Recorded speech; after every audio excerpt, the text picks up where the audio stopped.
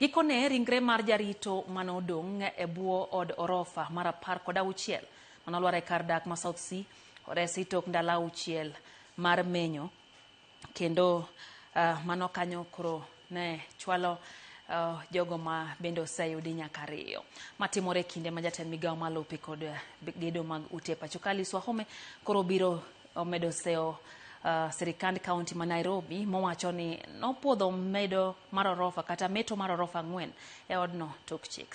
Okinda nochopo South Sea. Gikone chenro mar fuko ilowo kod menyo mar ringre joma noiki tok lwar mar orofa ni mar 16 e kar dak ma South Sea Nairobi orumo tok ringre mar 2 kendo mogik resi. Our urban search and rescue teams have managed to recover another unidentified male adult from the collapsed structure. With this recovery, the 2 suspected victims have now been accounted for.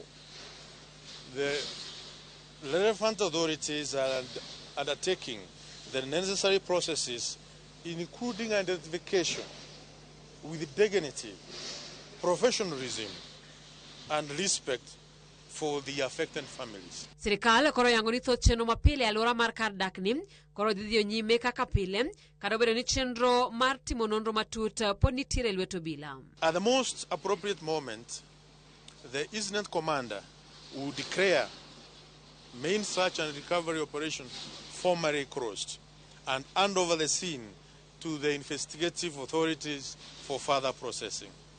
The government of Kenya remain committed to ensuring accountability, safety, and the implementation of lessons learned from this very tragic event. Jatend migawo malope kod gede pacho Wahome Southern County ma Nairobi kuom puodho meto mar orofa 4 e wi 12 ataro mar chik.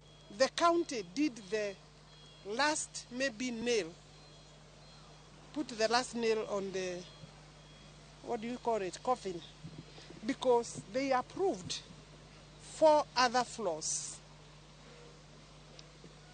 When the building is being completed, that's not how we work. That is not how work should be done. And those approval by counties, they may want to defend them, but that is an area that we shall tell the public what happened.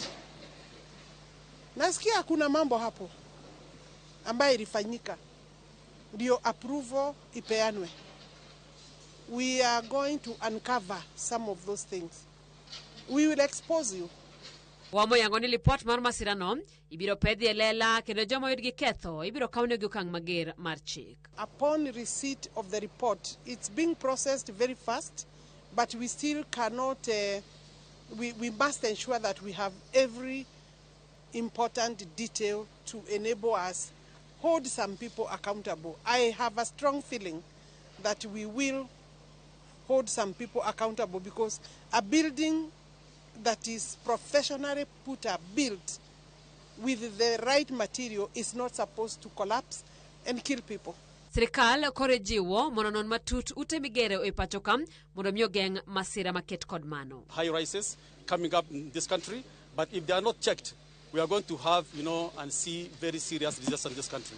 So I would like to urge the ministry to ensure that all the construction works in this country conform to the regulations and the standards, because otherwise a lot will go into loss. Human lives will be lost. So basically, I would also like to appreciate. Okinda, Ramogi TV.